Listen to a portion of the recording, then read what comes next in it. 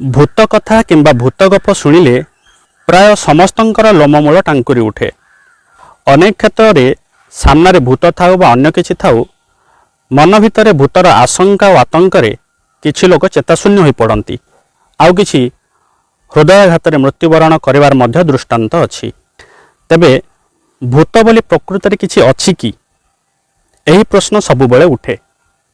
देखंतु किछि लोक सेमानंकर भूत संबंध में प्रत्यक्ष अनुभव और अभिज्ञता थिबा दाबी करती, किंतु अधिकांश केवल शुणिथिबा कथा बा घटना बा गप को अतिरंजित करी प्रचार प्रसार करती।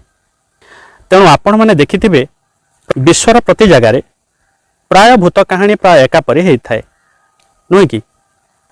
तेबे रुहंतु, भावंतु नहीं जे भूत ताहले एक बारे मनगढ़ा बा मिछ कथा। यह भी नुहे, भूत सत, किंतु प्रायतः भूत गप मिछ बा अधिकांश लोकंक भ्रम धारणा।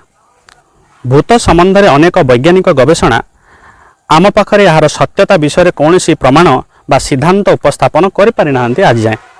वैज्ञानिक मतरे भूतर कौन सी प्रमाण एपर्यंत मिले नहीं। भूत देखागला बोली कुहा जाउथवा घटना गुड़ी को वैज्ञानिक माने साधारणतः एभली बुझाई थांती जे एसबु हेउची मनर भ्रम, हालुसिनेशन। अत्यधिक भय कारण कौन छाई शब्द किंबा आलुओ को भूत मन करबा हेउची एही हालुसिनेशन पर्यायर। मनोविज्ञान हिसाब से स्लीप पैरालिसिस को भी लोके साधारणतः भूतर आक्रमण बोली भावी थांती। मेंटल स्ट्रेस बा मानसिक चाप हेतु मध्य अनरियल बा अवास्तव जिनिस देखिबा और शुणिबा मध्य भूतर एक अवास्तव धारणा बोली विज्ञान कहे। किंतु धार्मिक और लोकविश्वास आधार में प्रत्येक धर्म रे भूत प्रेतर अवधारणा रही। हिंदू धर्म रे प्रेत को अशांत आत्मा कहा जाउथुवा बेले बौद्ध धर्म रे पेटा अर्थात हंग्री घोस्ट बोली कथा अछि। इस्लाम रे जीन बोली कॉन्सेप्ट अछि। सेहीपरि ख्रीष्ट धर्म रे स्पिरिट और होली घोस्ट रो विश्वास रही। तेबे विज्ञान, मनोविज्ञान और हेतुवाद ए सबु को काल्पनिक, निराधार, अवैज्ञानिक, मनर भ्रम इत्यादि कहूथिबा बेले तथापि किछि गवेषणा भूतर स्थिति को नहीं अनेक आश्चर्यजनक तथ्य प्रदान करिसेंती। ए विषय रे हिंदू विश्वास कौन कहे एवं से गवेषणा आधार रे जहाँ कहा जाइछि से विषय किछि जानिबा। मला परे किछि लोकों को शांति मिले, किछि लोकों को शांति मिले नहीं। शांति रे थिबा जीवात्मा से जीवन रे दिन राति करिथिबा परिश्रम जनित क्रांति दूर करिबा पई परलोक रे किछि काल विश्राम नै थांती।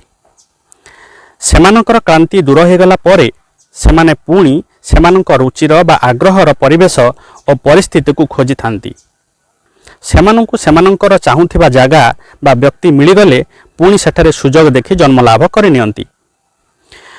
एभली अवस्था रे सेमाने पुणी मनुष्य जोनि को फेरी आसंती। किंतु जो माने शांति पाई नथांती सेमाने परलोक रे विश्राम करबा को इच्छा करंती नहीं। साधारण मानव हेतिबा हेतु अन्य कौनसी लोकरे मध्य बास मिले नहीं।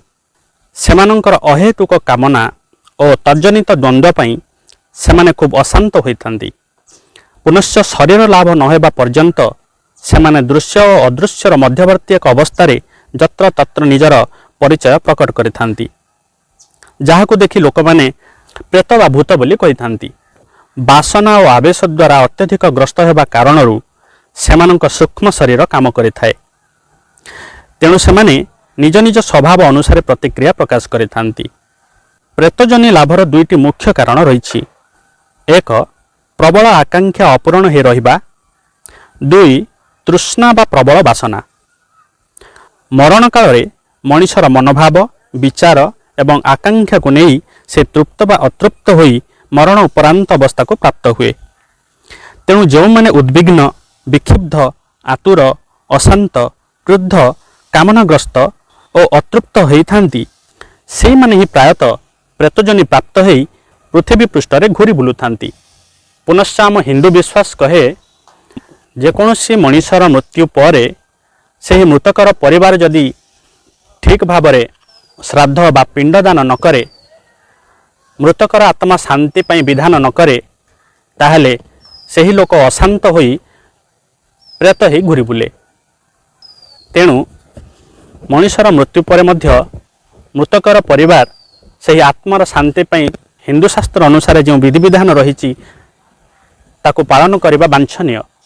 ପ୍ରତ୍ୟେକ ମଣିଷ ଶେଷ ସମୟ ଉପନୀତ ହେଲା ବେଳେ ଅନ୍ତତଃ ଭଗବତ ଚିନ୍ତନକୁ ନେଇ ଶରୀର ତ୍ୟାଗ କରିବା ଉଚିତ। ସାମଗ୍ରିକ ଭାବରେ କହିଲେ ମଣିଷ ଜୀବନର ଅସମାପ୍ତ ଆସକ୍ତି ଓ ପ୍ରଚଣ୍ଡ କ୍ଷୋଭ ତାକୁ ପ୍ରେତ ବା ଭୂତ ହେବାକୁ ପ୍ରେରିତ କରେ। ତେଣୁ ବନ୍ଧୁଗଣ, ଭୂତ ହେବାକୁ ଚାହୁଁନଥିଲେ ନିଜ ଆଚରଣକୁ ସୁଧାରି ସଂସ୍କାରୀ ହୁଅନ୍ତୁ।